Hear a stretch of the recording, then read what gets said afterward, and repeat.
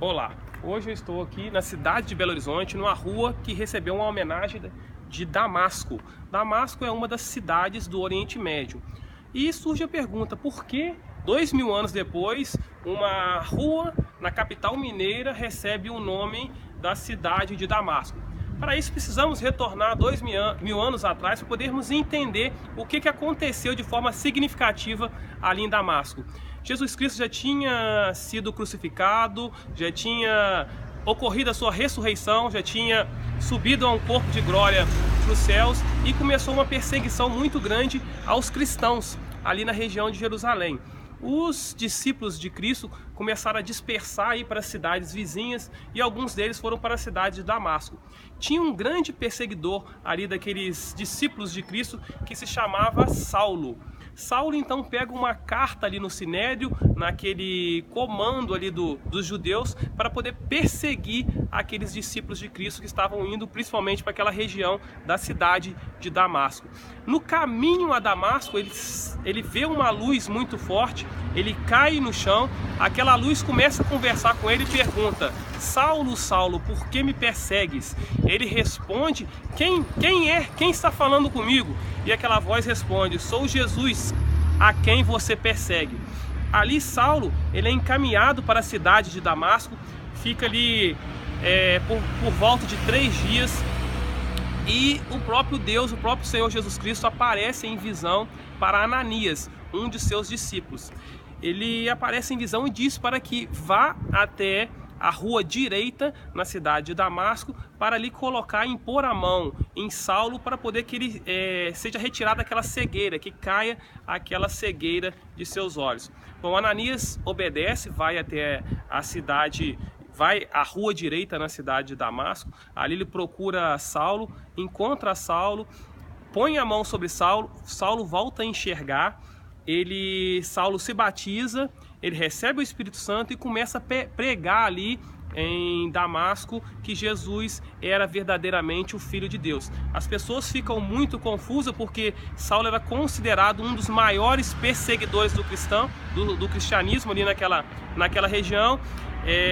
Você pode observar, não em Atos, mas em Gálatas 1,15, que depois desse acontecimento ele vai para o deserto da Arábia. Fica ali aproximadamente 3 anos ali no deserto da Arábia. Por certo, Deus trabalhando a conversão em seu coração, explicando realmente de forma espiritual como que era a obra de Cristo. Ele retorna ali para Damasco.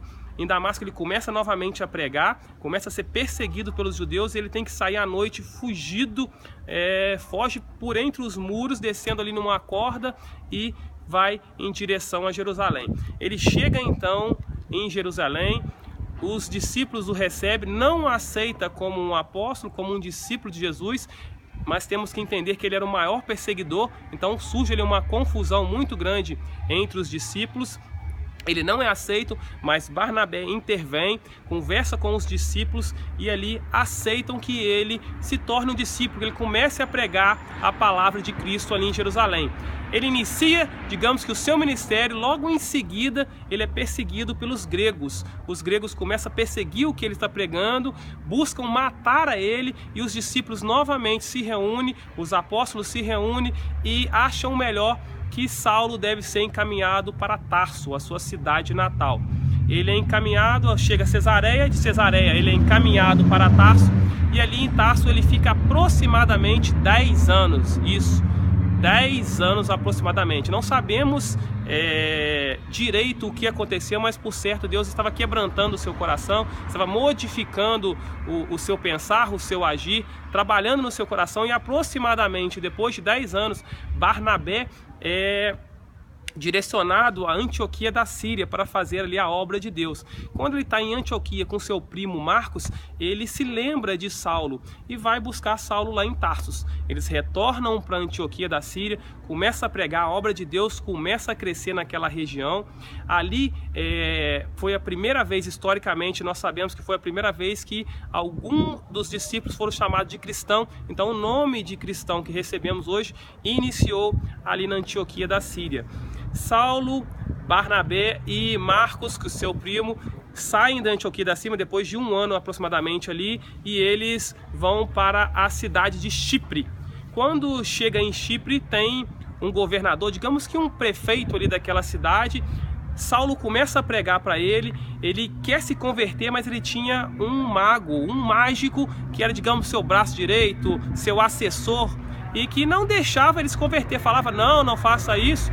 Saulo, vendo ali que aquele mago estava atrapalhando a obra de Deus, ele vai e prega para aquele mago. Ele fala que aquele mago ficaria cego, e ele fica cego, e então aquele governador da cidade de Chipre ali, aquele prefeito, ele se converte, a obra de Deus começa a crescer naquela cidade, e ali eles vão para a cidade de Icônio.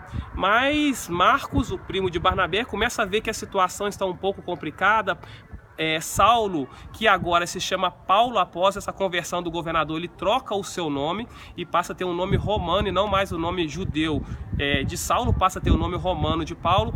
E Marcos, ele resolve voltar para Jerusalém, então abandona ali Paulo e Barnabé naquela viagem.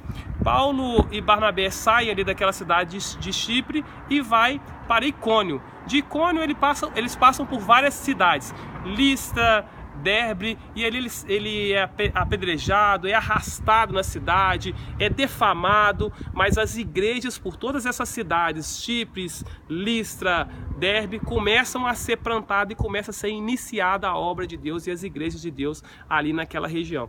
Eles retornam para Antioquia da Síria, onde todos se encontram com todos os discípulos ali, os apóstolos de Jesus, e começam a comentar as obras que Deus fez, as curas milagrosas, as conversões dos gentios, e ali aqueles judeus ortodoxos, ou seja, aqueles que vieram para o cristianismo, mas guardavam ainda no seu coração a lei do Antigo Testamento, não aceita que os gentios não sejam circuncidados. Ou seja, que não tenha aquela marca, aquela cultura dos judeus. O que acontece? Eles marcam uma reunião ali para a cidade de Jerusalém. Vão todos para a cidade de Jerusalém. Fala Paulo, fala Pedro, fala Barnabé, fala Tiago. Há aquela discussão para chegar ao entendimento, e chega ao entendimento que os gentios, ou seja, aqueles que não são judeus, que resolverem aceitar Jesus Cristo como Salvador, não seria imputado a eles a lei mosaica, mas sim que eles teriam que ter cuidado com quatro coisas, que seriam afastar-se, abster-se das coisas sacrificadas aos ídolos, do sangue, da fornicação, ou seja, relação sexual antes do casamento, e da carne sufocada. Bom, essas quatro coisas são as recomendações, os cuidados que aqueles gentios deveriam ter, mas que não seriam mais imputados a eles a circuncisão. Somente esses cuidados doutrinários para que tudo ocorresse bem. Vocês podem observar que diversas igrejas, denominações do nosso tempo adotam o resultado dessa assembleia. Por exemplo, a Congregação Cristã, se você abrir a contracapa do Inário, lá no artigo 9, você vai observar que essa reunião, o resultado dessa reunião vai estar como recomendações para aqueles que buscam seguir o caminho ali na congregação. Bom, resumindo, Barnabé chama de novo Paulo para fazer uma nova viagem depois de estar solucionado esse problema doutrinário. Paulo aceita essa viagem, mas Barnabé fala que vai levar o Marcos, o primo dele. Aí Paulo, ele reluta, fala que Marcos os abandonou, então que não iria aceitar que Marcos fosse junto nessa viagem. Barnabé e Marcos então vai para a cidade de Chipre, enquanto Paulo ele vai para a cidade de Macedônia. Paulo ele vai junto com Silas, que era um dos discípulos ali cristão daquela época. Então eles vão para a cidade da Macedônia, a região da Europa. Ele fixa em algumas cidades estratégicas como Filipe, Atenas, Corinto. Em Corinto ele escreve as duas cartas que hoje temos, a Tessalonicenses, e ali inicia uma terceira viagem, que é a Éfeso. Em Éfeso era uma cidade muito idólatra, que tinha ali uma deusa, um templo da deusa Diana. Ali se vendia muitos ídolos, pequenas miniaturas de ídolos, e era aquilo que fomentava aquele comércio. Paulo chega rasgando ali aquela idolatria que tinha naquela cidade de Éfeso. Ali aquelas pessoas começam a se converter, vão para as praças, levam aqueles livros idólatras e começam a queimar. As pessoas ficam muito contrariadas com aquilo, começam a a perseguir Paulo, e é de lá que ele escreve 2 cartas ao Corinto. Ali ele faz uma oferta, retorna para Jerusalém. Retornando para Jerusalém, ele passa na cidade de Corinto e escreve as cartas que nós temos hoje, a carta de Romanos. Bom, chega em Jerusalém, os judeus começam a perseguir, querem matar Paulo, prendem Paulo, e ali um dos guardas comandantes romanos vai, retira Paulo e leva ele para Cesareia. Em Cesareia ele fica aproximadamente 2 anos sendo julgado. Passou esses 2 anos, há uma troca de governo, os judeus retornam ali para poder tentar converter aquele governador a levar Paulo para Jerusalém para poder matar Paulo. Ele percebe que está tendo aquele contato entre os judeus e aquele imperador, aquele governador ali da Cesareia, da região ali, do comando romano. Ele pede para ser julgado em Roma. Então ele pega um navio, esse navio sai de Cesareia, e no meio do caminho ele tem um naufrágio. Tinham ali 276 presos, eles conseguem se salvar e chegam à ilha de Malta. Na ilha de Malta, Paulo está fazendo uma fogueira junto com todos aqueles maltenses, e ali uma cobra pica Paulo. Aqueles maltenses ficam observando, pensam, vai morrer, vai morrer, vai morrer. Ele não morre, vive, e eles pensam o seguinte, ele é um deus, como que é picado e não morre? Então pensam que ele é um deus, ele fala, não sou um deus. Ali ele começa a pregar, evangelizar aquelas pessoas, aqueles maltenses, converte várias pessoas, ele cura ali, através de oração, o pai do prefeito daquela ilha, e dali ele vai para Roma. Chegando em Roma, ele fica numa prisão durante 2 anos. E naquela prisão ali domiciliar que ele está ali em Roma, ele está junto com o Lucas também. E ele começa a pregar para aqueles guardas, a guarda pretória, ou seja, a guarda do imperador. Fica 2 anos pregando para eles, eles começam a se converter. Ali na cidade de Roma, ele escreve as cartas aos Efésios, Filipenses, Colossenses e Filemon.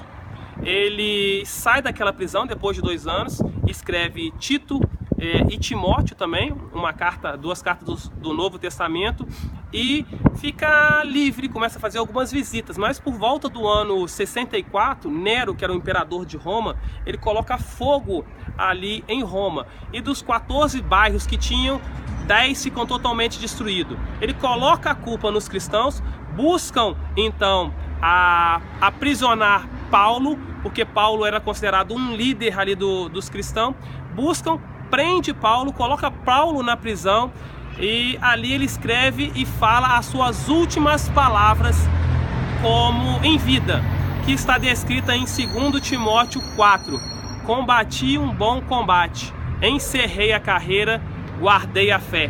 Essas foram as últimas palavras de um apóstolo que era perseguidor da igreja e que se tornou um cristão e que teve um ministério voltado para os gentios, ou seja, todos nós que não somos judeus. Então que cheguemos também no final da nossa carreira e possamos falar, combati um bom combate, encerrei a carreira e guardei a fé de Cristo em meu coração, em seu coração. Que a paz de Deus esteja em vosso coração.